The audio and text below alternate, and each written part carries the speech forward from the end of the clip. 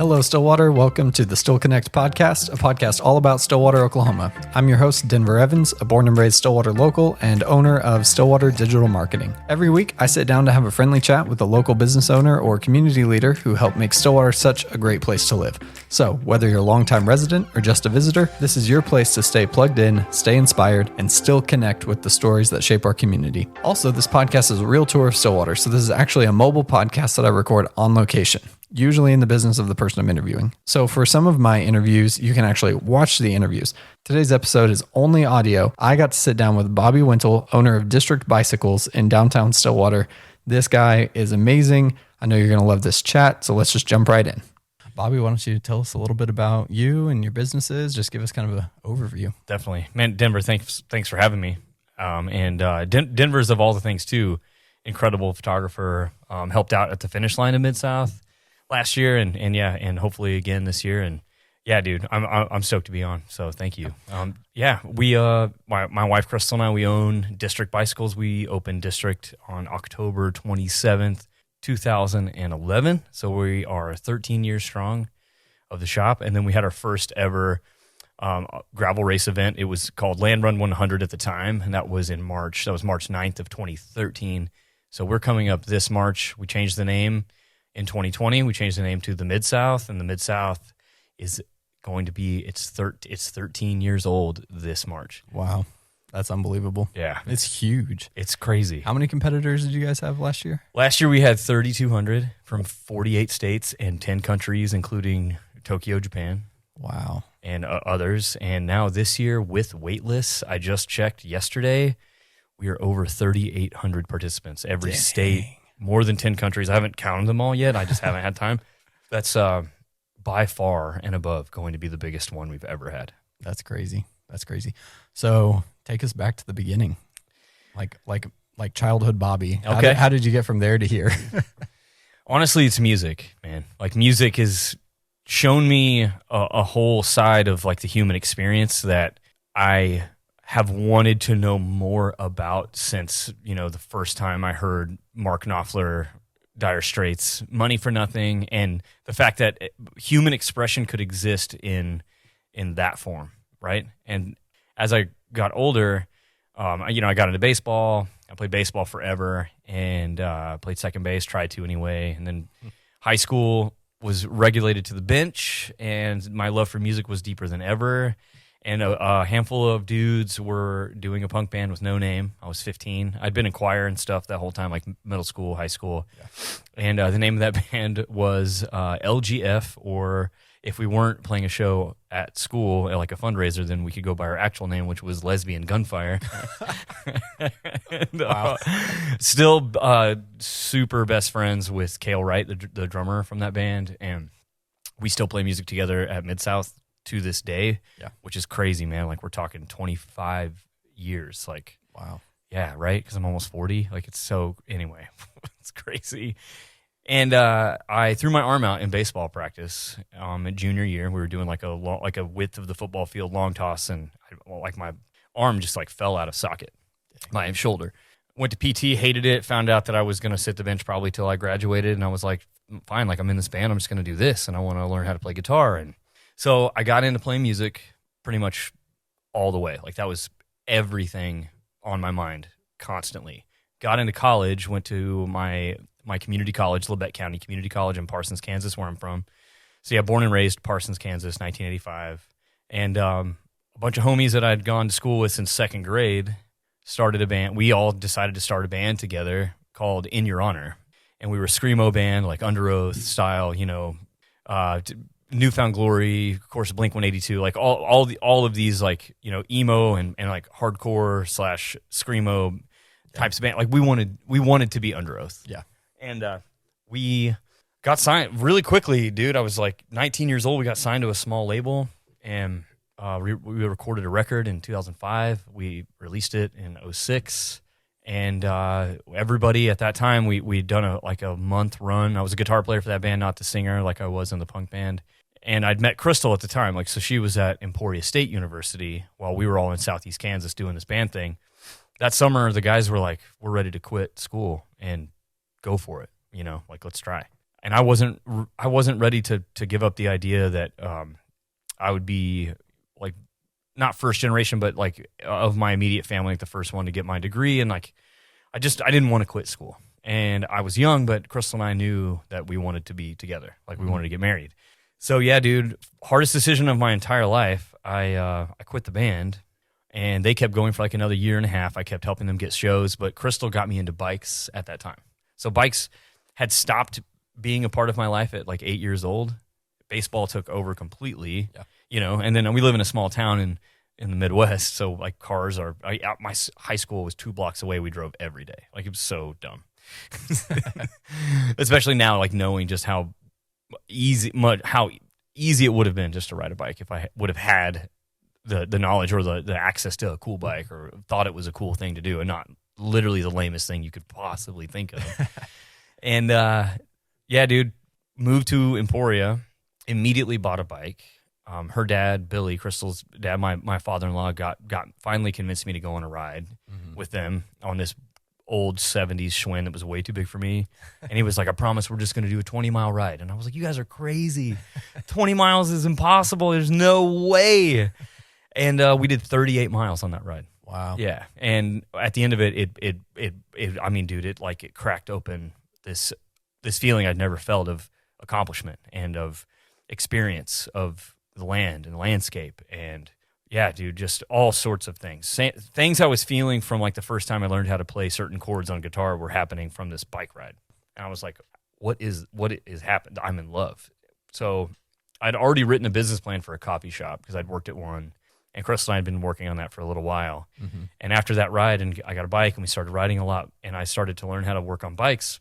We thought, hey, like, we'll forget the coffee shop thing. Like, let's do a bike shop. And I had never even worked at a bike shop at that point. So we're talking 2006, 2007. Yeah. We got married in 2007. We called Trek in 2008. And I was like, hey, you don't know me, but my name is Bobby. I live in Emporia. I'm connected to the local Trek dealer here in town, High Gear, where I ended up getting a job later, and just said, hey, we want to open a bike shop. We want to open it with Trek as a brand, because you guys have everything, kids bikes to the craziest race bikes you've ever seen. We love the brand. We love the idea of your ethos, American made. You know, at the time, they still had some stuff that was American made, not anymore, but still family owned. And I didn't even realize at the time how the industry worked. And I didn't realize that I was talking to the local regional rep. Oh, yeah. And so I was like, well, we'll go anywhere. Like, where? Well, where should we do this? And this was February of 2008. And Wade, who's still our Trek rep to this day, he's been with the company like 20 years now. He just said Stillwater, Oklahoma, first thing out of his mouth. And I'd been here once on a small weekend run with the band within Your Honor. And so I'd only been here one time when we played a show in Oklahoma City, knew no one here, had no family, no connections. And then we immediately pivoted and started writing our business plan specifically for Stillwater in 2008. Wow. And then 3 years later, fast forward, we had bought a house for $68,500, this little 1,100 square foot house. We flipped it. I'd been working for a contractor and for the bike shop and a bunch of other odd jobs like in between. And yeah, dude, in 24 hours in September, we sold our house within 24 hours of it going on the market. We had like $5,000 to our name. We had met Corey Williams here in town, who Corey is obviously like one of the biggest injectors of culture into downtown right now currently, and has been since we met. And we were actually his first commercial lease for District Bicycles at 712 South Main, where the 27 Salon is at now. Yeah. So that's where we opened. Yeah, and basically like we hadn't even signed a lease, and I was like, hey man, the U-Haul's loaded, like we're coming. And he's like, we should really figure out lease details. The details are we're moving in. And this is the craziest part about the connection to the Mid-South is that at the time, DK 200, it's now called Unbound 200, and it is still currently and was at the time the biggest off-road gravel road race in the world. Mm-hmm. Had started in 2006, the summer that I moved to Emporia. Didn't know about it at all. Didn't know about gravel riding at all. Gravel riding didn't become an industry term literally until 2013 when Salsa Cycles made the Warbird, and the Warbird became the first ever production gravel bike. Oh, and so dude, back in 2006, this event starts 200 miles one day. all on dirt roads in the Flint Hills, self-supported, no support, like this crazy notion of riding 2 100-mile centuries back-to-back same day. Wow. And it was in Emporia. Yeah. And so we became aware of it in 2008 when we really started writing this business plan. So I thought, hey, like when we come to Stillwater, if the roads are cool, then we should put together a 100-mile race that happens in the spring in March, so people can train through the winter to be ready. If you're ready for 100 in March, then you'd be ready for 200 in June. Right. And I mean, I feel like I've told the story so many times, so I'm sorry if it feels like repetitive anyway for anybody that's heard me talk about it, but truly had no idea what the roads looked like. And then finally 6 months after we got the shop open in 2012, I got out and I couldn't believe it. I could not believe it. I mean, the roads just go on in every single direction from town. Yep. 2 miles in every direction. We have world-class, hilly, rocky, wild, sick dirt roads. Yeah. Yeah. So then we named the race Land Run 100 because 1889, Land Run happened just outside of town. Right. I had no idea about the atrocities, of what that meant for indigenous folk, for like the treaties broken to Indian nations and all of that. And that became aware to us in 2019. And then by September of 2019, Yautica Fields brought it up and we were like, all right, cool. See you later. Yeah. This doesn't matter. And I had been using the hashtag Mid-South Gravel because I was this Midwest emo, like screamo kid. Yeah. And I was like, well, where are we? And if you look at a map, we're in the middle of the southern region of the U.S. We're not the South, even though people say we are. And we're not the Midwest because we're not Kansas, Missouri, Iowa. Right. It's different. So yeah, anyway, so Mid-South was something I'd already been using since 2014. And even though people weren't paying attention, obviously, and got really upset about the name change, which is another story altogether. Oh yeah. I decided to do it, and we did it as a team. And yeah, man, it's been the best decision we've ever made. Really? Yeah. Why is that? It allowed us to, number one, remove a barrier. First and foremost, we removed a barrier for any indigenous folks or any people that have any sort of negative connotation to the actual land run. Right. Because it wasn't that long ago. Mm-hmm. 1889 is like how many generations ago? Right. We're not talking about something, and even if we were and it was a barrier, we should think about it and be sensitive to it. But number one, it allowed us to make sure that we are moving forward in a very intentional way that is accepting and sensitive to like any of these types of conversations and ideas. Yeah. It wasn't like, oh, we have this internationally known brand, because at the time, man, that was the biggest and fastest selling out year we'd ever had. 2,500 spots leading into 2020 in credit card processing time, 6 minutes.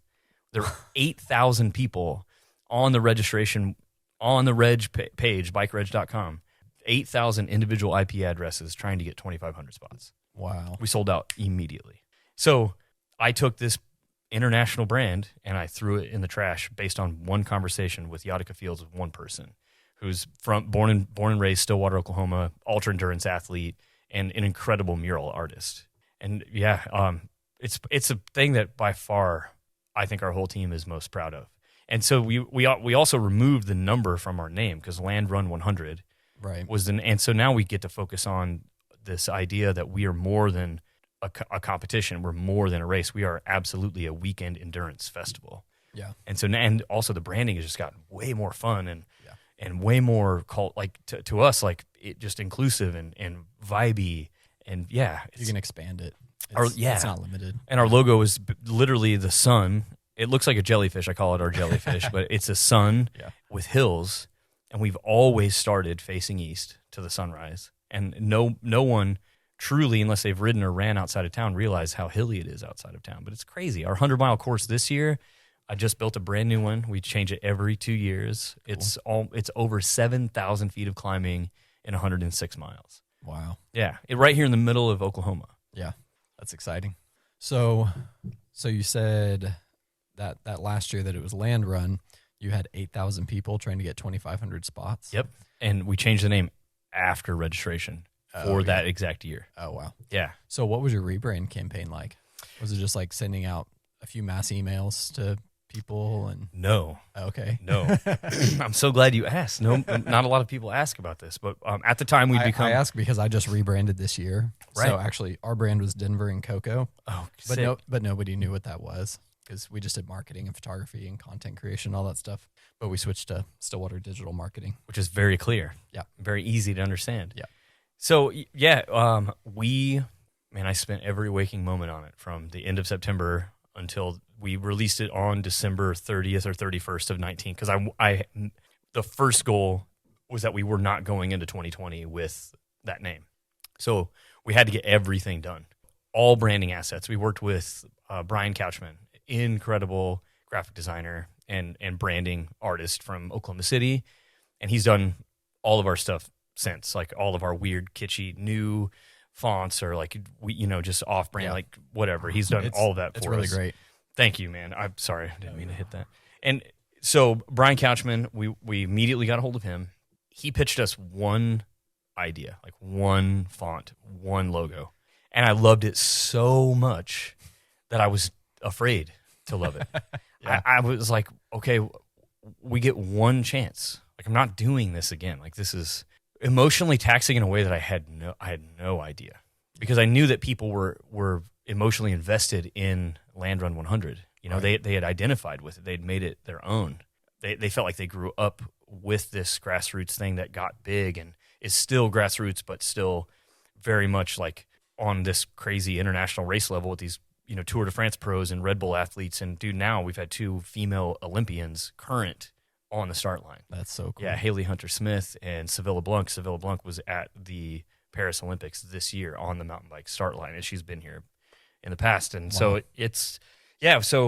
people felt very invested in the idea. And it also felt very Stillwater, like there's signs everywhere, like this is where Oklahoma began, which is absolutely wrong.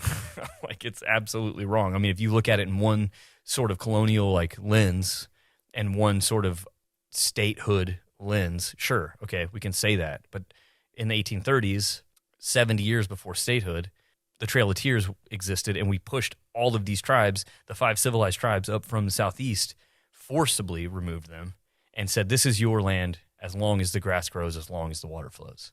And then here comes the railroad, here comes all these other things, and then boom, the land run of 1889 to these unassigned lands, all these broken treaties, and then all of their other land got stolen, everyone got split up, allotment happened.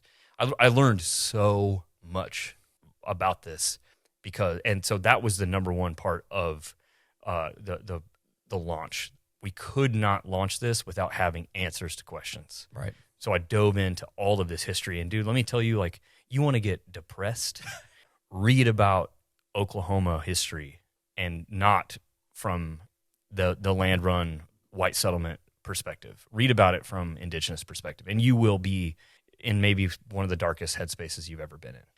Just imagine that, number one, you were already pushed potentially, whether or not you were already here, because we have 39 federally recognized tribes in Oklahoma, by far the most than any other state in the United States. And it's all mostly because of the Trail of Tears.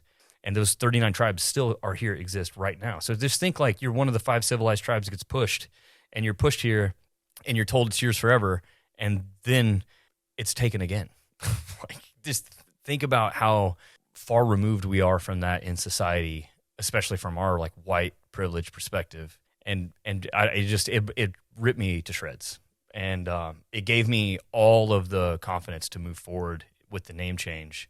And like, we're just an event, like we're just this bike race, like I'm not this political entity. I'm not an activist. I'm not like trying to like make some change. What I was literally trying to do was remove a barrier to make it feel inclusive to everyone. And took all of that. I wrote a story about the process, about what we're doing, why we're doing it, why I chose the name. And then we'd become, over the last few years before that, like 17, 18, we'd become really good friends with John Watson from the Radavist. And so the Radavist.com is the most like trafficked bicycle blog website on the planet. Oh, nice. And so we were like, John, we want the Radavist to run the story exclusively. And we want it to go at 8 a.m. on, I think it was the 31st, in December 2019. And then we'll send the email, do the social media post, and the Radavist front page post all at the same time. And man, if you could read those first 8 emails that I received back and how hateful and racist they were, it would make you want to cry. Like, it's so awful. And I still today get people saying like, man, it's such a shame that they made you change your name.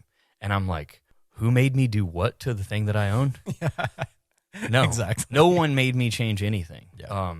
Other events have come under scrutiny, and DK200 was one of them, to change their name because they were resistant to it. And so then they did come under some unbelievable social media fire to change their name, and then they finally did it. And a few people within the organization of DK200, now Unbound, they wanted it to change, but there were a few individuals that didn't want to change the name and didn't see a problem with the name that they had. But anyway, people get them confused with us all the time. It's really funny because we're not connected at all, except for like knowing that who they are and friendship and stuff. But yeah, I there was a lull, right? Like the pandemic hit in 2020. Right. We went into, because of that demand in late 2019 into 2020, we went to a lottery / I called it the randomizer because I hate gambling and I hate the idea of like calling it a lottery when it's really not, because you can't lose anything. It's just chance. Yeah, exactly. So it's a randomizer. We did that for a couple of years, and we barely got the 2,500 people to enter into that. So we just let everyone in, and it looked, and we did technically sell out, but it wasn't anywhere close to the 8,000 with the name before. It wasn't like that cap. Right. And then last year we sold out in like 12 hours. We sold out in 12 hours again this year. But now, like, the wait list, it just keeps growing. And we're, again, dude, this morning we're over 3,800, like 3,812 people, including the wait list. It's by far the biggest ever. Wow. Yeah. So how do you decide what that limit is? I just make it up. Like, our team is super small. So it's, Crystal and I, and Josh McCulloch is our creative director on staff at Mid-South. And then here at the shop, it's Crystal and I and Tyler Seams, our manager. And then we have a super core group of people. That's Trevor Stewart, Mila Stevens, and Brett Stevens on our internal. We call it the Mid-South Brain Trust, or like the internal circle of darkness sometimes. And they've been with us honestly since year one, as basically. I mean, I don't want to diminish it by calling it volunteer status, because it's way more than that. Like, they've helped us build this thing, and I think that if we go absolutely crazy, then we absolutely have to hire more people. Yeah.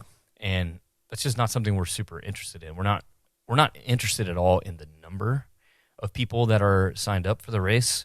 We are 100% interested in the experience that we're able to provide to the customer, to the participant, and we're not concerned about the number. So the number's always been like the secondary thought to what can we handle and how can we deliver on a promise of a great event to everybody that comes. That's cool.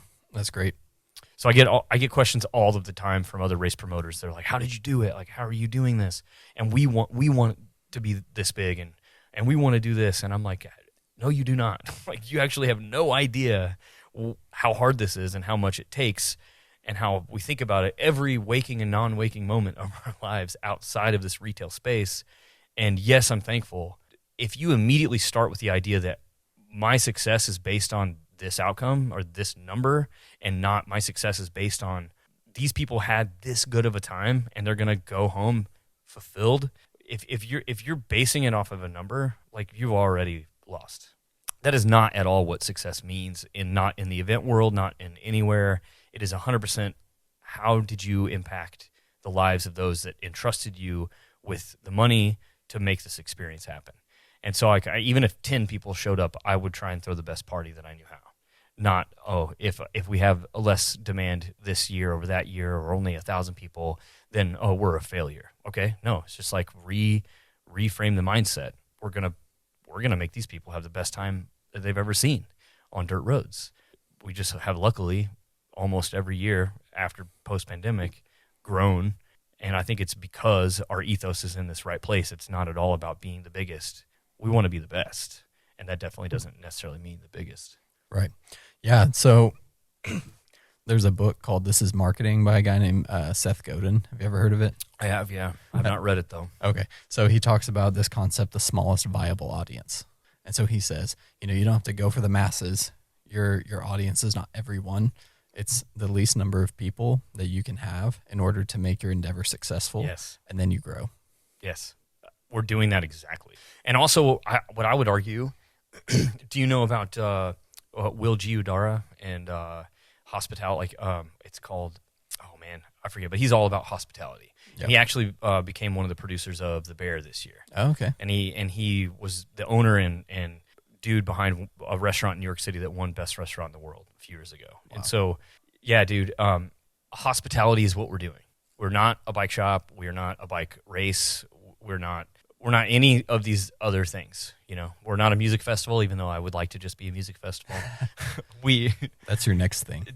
We're working on it. Oh, yeah? Yeah, we're working on some things. But what we're doing at the core of all of these endeavors, no matter what, bike race, bike shop, retail, you know, whatever we're doing, it is unreasonable hospitality. That's what it's called. And we've been doing this for years, and I had no idea what to name it or like how to define it until I found Will Giudara just this past few months ago.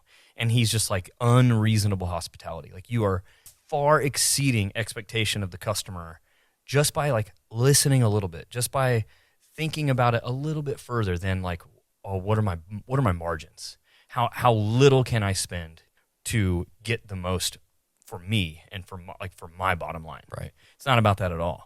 You know, he tells a story. He has these unreasonable hospitality notes written into his social media where, you know, a restaurant owner or a waitstaff person or a customer at a place had a moment of unreasonable hospitality bestowed on them, or they were a part of, you know, the person giving the customer the hospitality. Mm-hmm. And one of them was like a daughter and a mom had a trip to Paris planned. Bunch of things happened. They couldn't go. So they pivoted and went to this other place in New York City, and they're at this restaurant in New York City, this hotel, and they told the story about what they were supposed to be doing that weekend to their server and to the internal people at the hotel.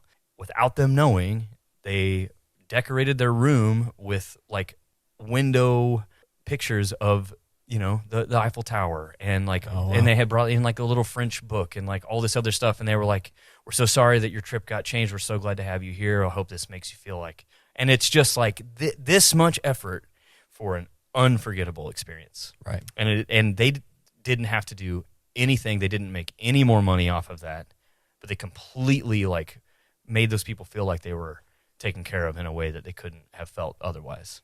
Yeah. Unreasonable hospitality. That's what we're doing. With the race and the shop, 100%. That's great. Yeah, I think, how do you feel about the way that non-business owners look at small businesses and endeavors and events and things like that? I think they all think we're millionaires. And we couldn't be further from I mean, maybe the things that we have built over time, 13 years, are worth something. Right. They're only worth something if the market determines it so, and if someone with the means is willing to buy it. It's only worth money if you sell it for money. Yeah. Yeah. And so to us, like, this is our family. This is our community. This is this is like the fabric of who we are. The shop, the bar right here where you can come and sit and eat lunch. And I don't care if you buy a bike or buy a tube or buy anything. Just come in and hang out. We have non-bike customers who are our friends, who are customers, basically, because they come and sit multiple times a week to have lunch, you know?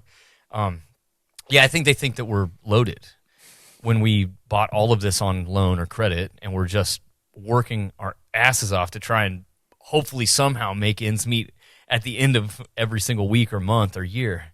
And yeah, the tax man is terrifying. It's all terrifying. Like, we don't know what we're actually doing.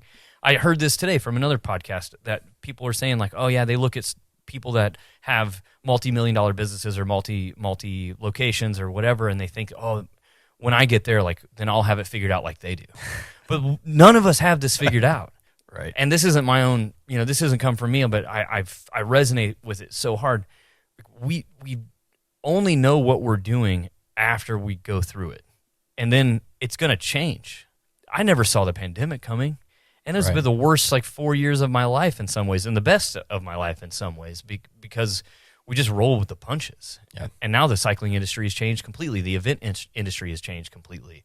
But yeah, we're definitely not some, like, you know, venture capitalist funded from behind And I would love to encourage people to look at almost every small business, unless you know for sure that it's some sort of corporate entity behind it. Like, be really nice to them. Be really graceful, because they are probably poorer than you could have ever imagined, and they're probably working 7 days a week.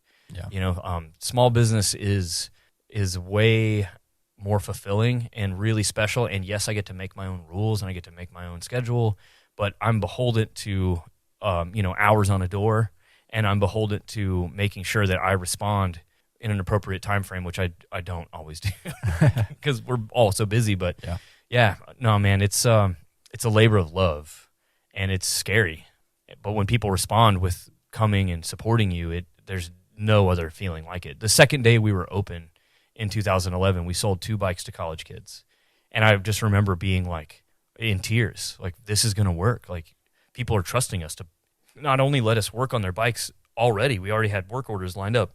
And it was only Crystal and I as employees the first 6 months before we hired someone. But people are trusting us to buy brand new $600 bikes.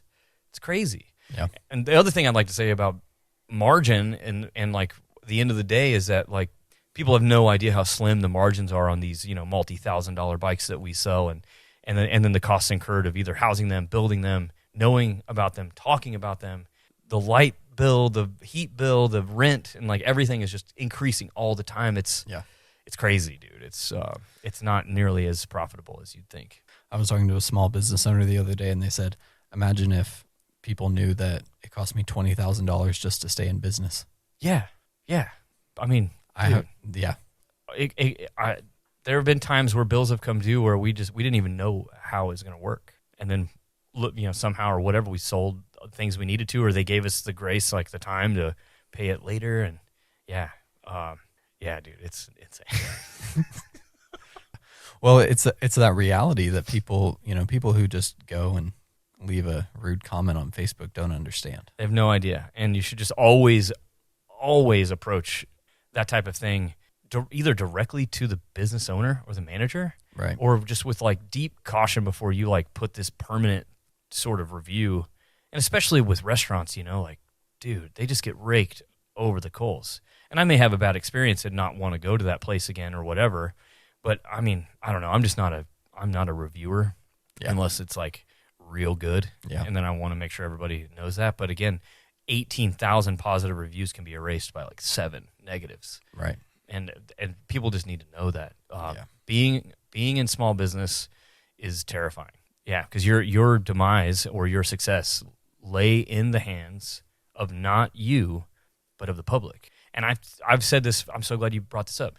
We have to figure out how to let the customer feel completely in control, because they truly are. They have the wallet, right? And so us as a small business, I'm not thinking about Cooper's or any other bike shop in the state of Oklahoma or even Kansas for that matter as competition. Our true competition is Walmart, Target, Best Buy, like any other place, Amazon, any other place that is giving the customer the experience they want to allow them and give them the confidence to open their wallet. So I'm not in competition with other small businesses. Like, we're all here for each other. We all want each other to exist because we are what make up like the coolness factor of Stillwater, Yeah.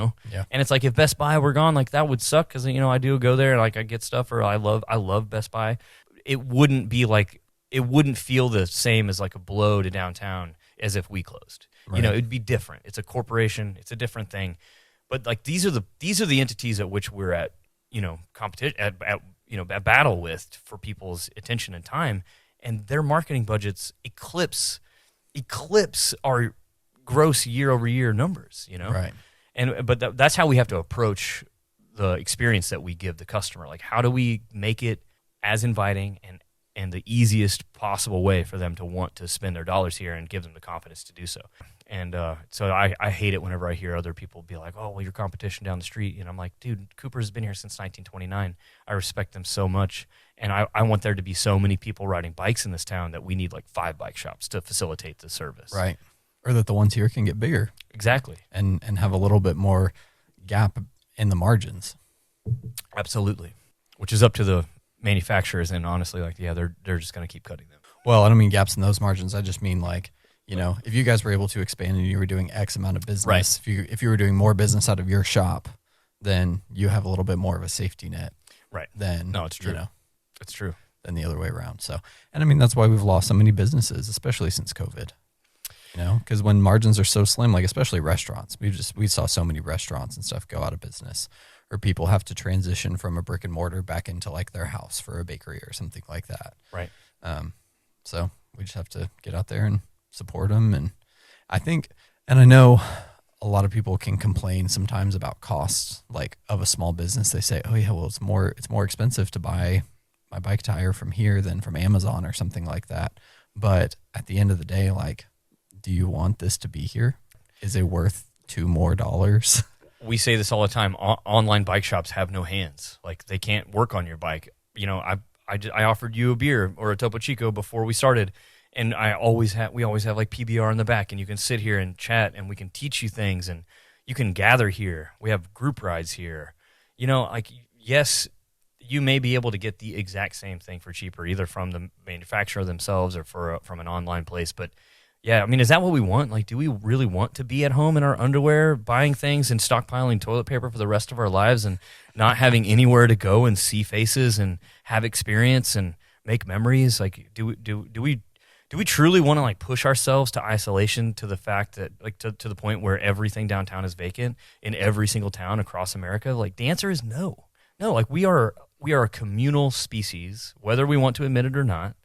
I think the rise of social media and the rise of tech has emboldened this isolation on top of homes and garages big enough to drive into and air conditioning. And, you know, you can drive into your garage and get out of your car and close the door and never even know who your next door neighbor is. And this has been a thing for a long time. It's not a new concept, Right. But it's just like social media has made it even worse. But still about 50 years, really. Yeah, I mean, not that long in the course of history, Yeah, right? And so, good point. Like, there's a millennia or whatever, you know, thousands and thousands of years of a completely different way of human interaction. Mm-hmm. And now we think that we know every single thing about the world from a 4-inch screen that's in our pocket, but actually it's making the world a lot bigger place instead of a smaller place. Yeah. Like, we may know what's happening across the world, but we have no idea what could be happening across the street. Right. And that's sad. Yeah. That's sad. Well, and that's actually why I started this podcast, because yes, I see that. Like, I work in social media. That's what we do, is we pay attention to what's happening on social media in Stillwater, help our clients stay ahead of the curve, all those kinds of things. And so the idea of this was, well, nowadays there's just so many things pulling at people's time. I want somebody who doesn't have time between going to work and picking their kids up from school and going home and making sure everybody's fed and clothed and taken care of. The person who doesn't get a break during any of those things, if they want to hear about a business they like, they can just pop the podcast on in the car. Yes. You know, or if they go, oh yeah, I always see that District Bikes place, and you know, my kids said they wanted a bike for Christmas. You know, I might check that out. You know, and it's like, hey, Yes. you know, you can listen to the owner talk for 30 minutes to an hour about it, and just kind of get to know the person. And then people hear those conversations. My wife and I were talking to a business owner the other night who wanted to have like a little like pre-meet before the podcast. We ended up talking for 2 hours, and afterwards, my wife said, every time we want that product, we're going there. Yes. It's relational. Yeah.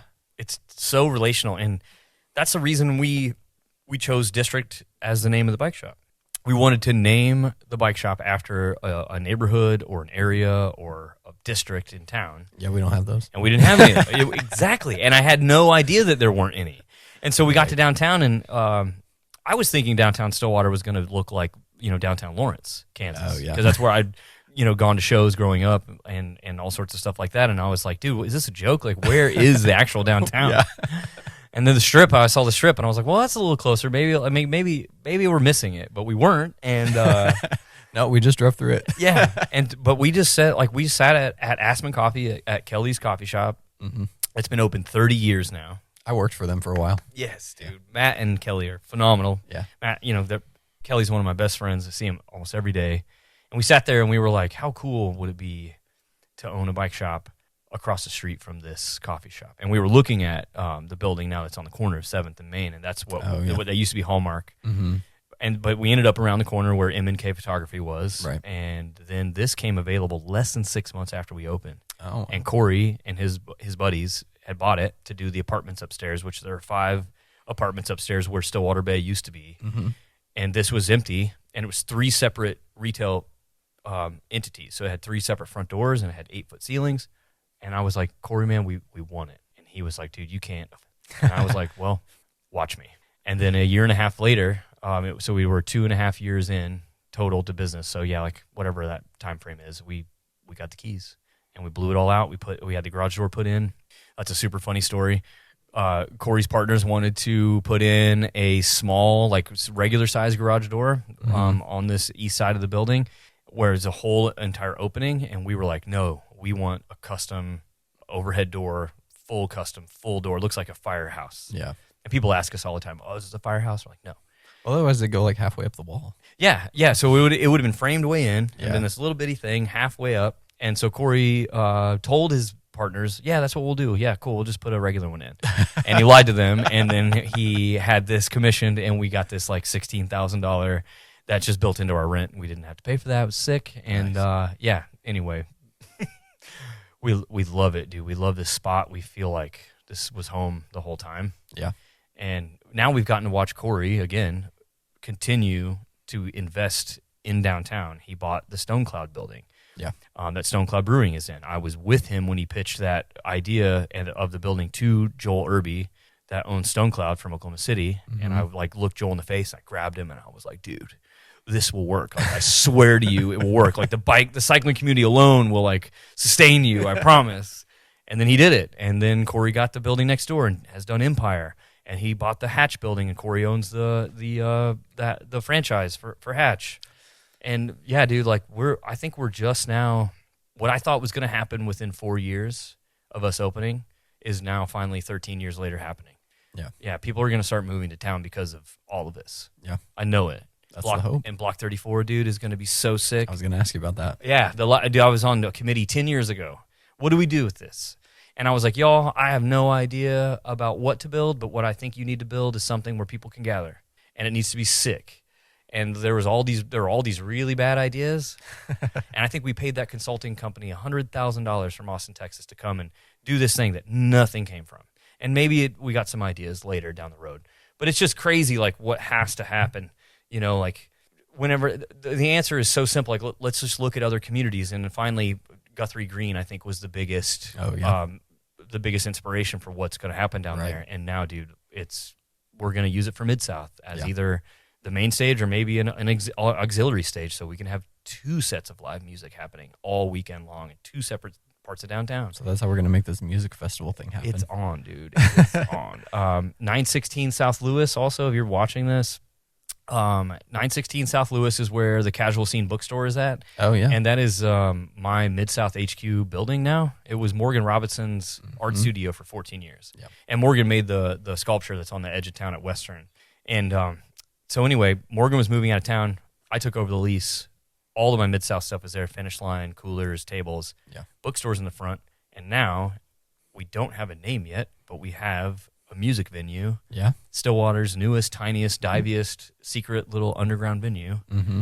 And next show is going to be on Friday, January 24th with a bunch of college kids bands, nice. Dreamsicle, and Cow Tippers, and I got a couple other bands I'm talking to. You worked on that with Olin, right? Yeah, Olin Weaver. Yeah. Shout out. That's my man. He's my sound engineer. Yeah.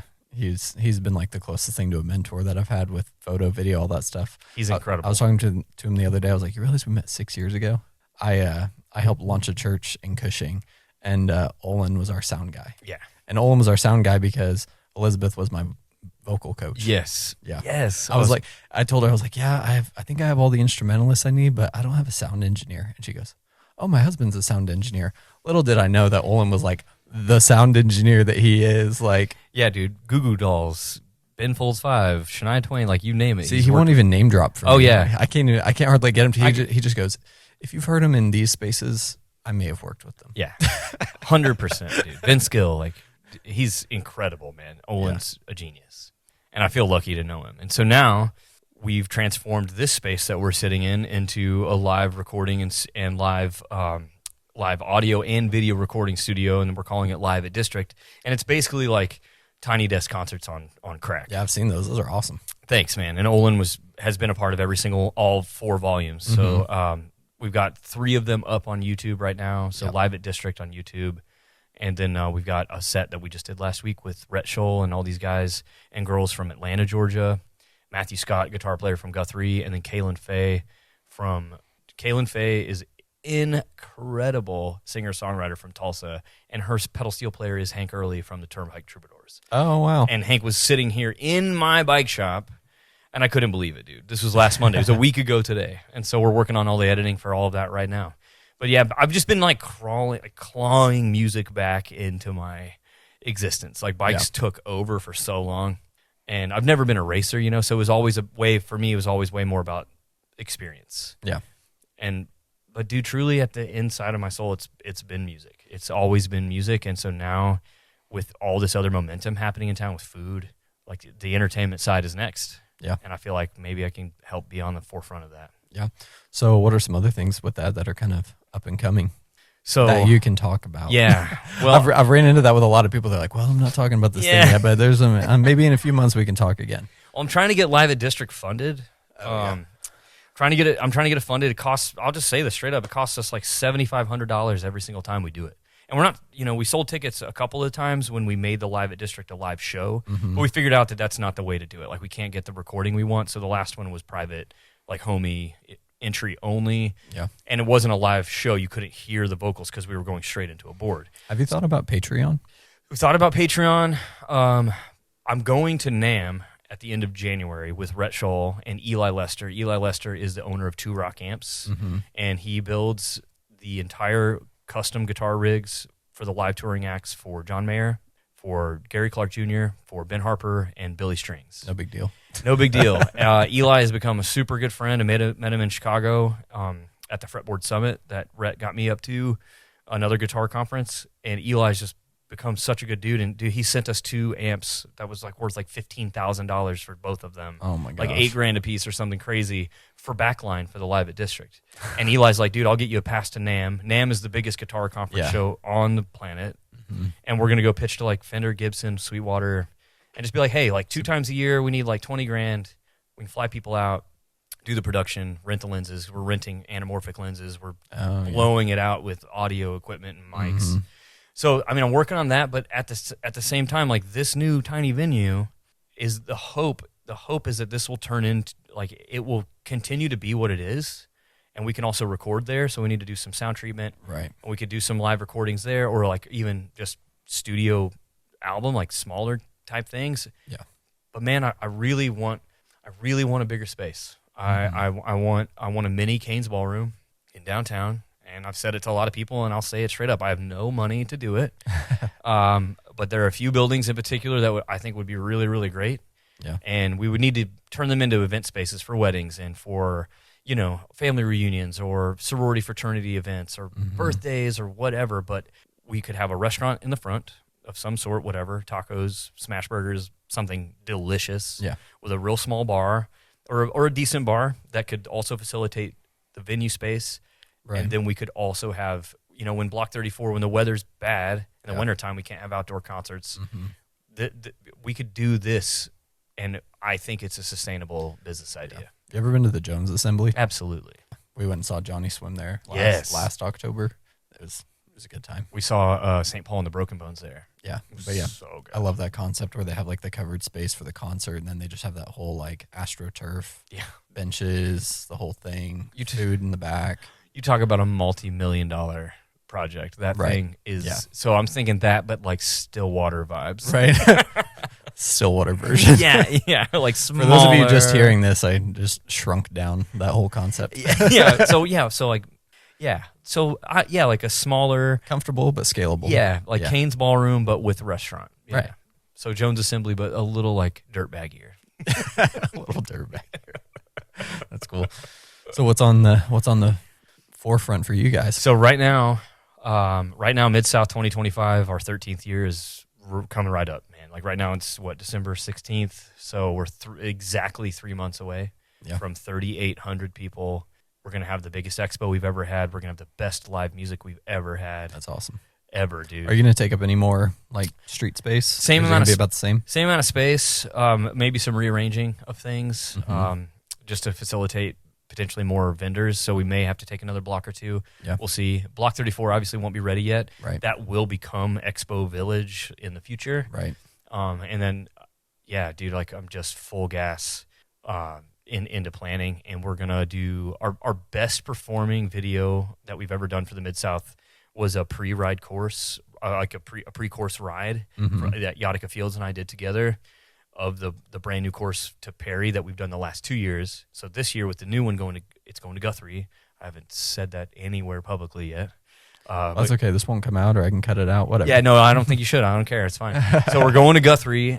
Everybody, all the homies in town know, so that's fine. Yeah. But it's 106.8 miles. It's over 7,000 feet of climbing, and it's a bunch of familiar roads that are bangers, like great old school stuff, but some new roads way west of I-35 that we've never used before. Oh, west of 35. Yeah, and Cool. so we're gonna film that probably like right after the new year. Nice. So we're working on production of that, editing of all the Live at District stuff right now, wrapping my head around reels and like just how we can talk, get it in front of as many people as possible.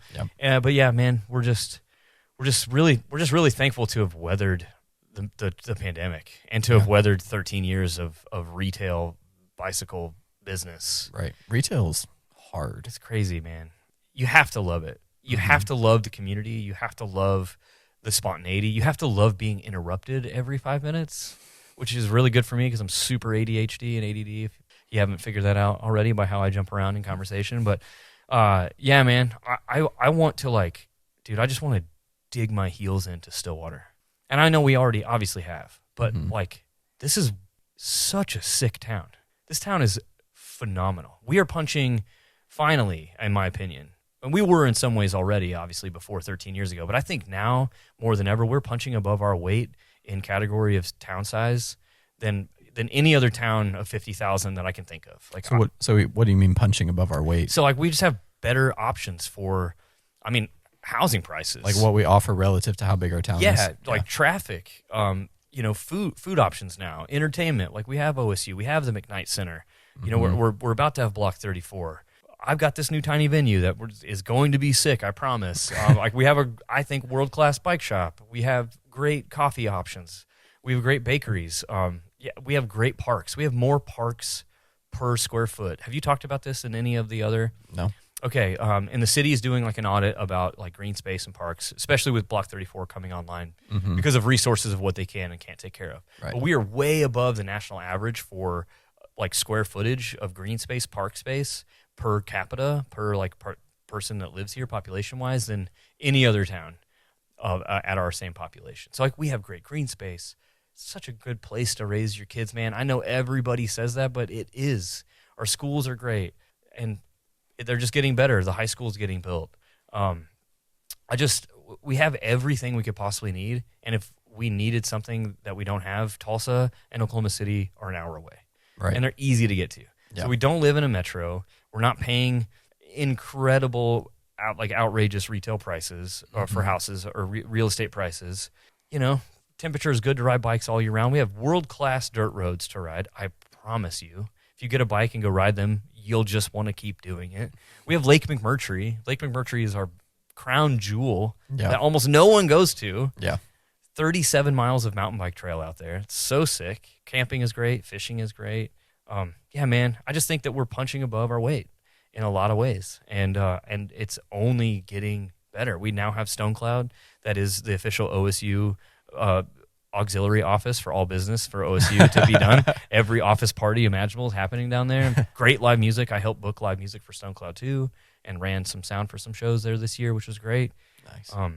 Yeah, man, the people that are at the forefront of what's going on in the community and invested in making this place better for their community, not just for themselves, are some of the best people I've ever met in my life, and are just good, wholesome, genuine, wonderful humans. They're all flawed, of course, have everyone's best interests deeply at heart, and I'd say a lot of those people are my closest friends, and so I feel together we're making this place better every single day. And I don't want to go anywhere else, man. Like, nowhere. I've visited all over the world, actually, and ridden my bike all over the world. And I never thought I would live in Oklahoma. Not ever. I was like, it's going to be Colorado, or it's going to be Appalachia, or it's going to be the Pacific Northwest, or I don't know, let's go to Europe or something. And I'm in Stillwater, Oklahoma, and I have no regrets, and I have no thought of leaving anytime soon. Awesome. Yeah. Well, I think that wraps it up. Sick. Awesome. Thanks, Bobby. Thanks so much, Denver. Thanks for tuning in to Still Connect. I really hope you enjoyed that conversation with Bobby. I know that I did. And there's always more where that came from. If you loved today's episode, don't forget to follow on social media to stay in the loop, as well as share this podcast with all of your Stillwater folks so we can grow this podcast, these conversations, and ultimately our community. If you want to go a step further and help bring these stories to life, consider supporting the podcast on Patreon at patreon.com/stillconnectpodcast, or check out the link in the show notes where you can get early access to episodes, a peek behind the curtain at the podcast process, and a shout out on an episode for as little as $5 a month. With our higher level tiers, you can get access to things like patron only polls, special requests for the show, access to online Q&As, and in-person hangouts with me and your fellow patrons. No matter what your capacity for supporting the podcast is, every little bit helps grow this amazing community. And we all need community. So even when life gets busy, make sure you still connect.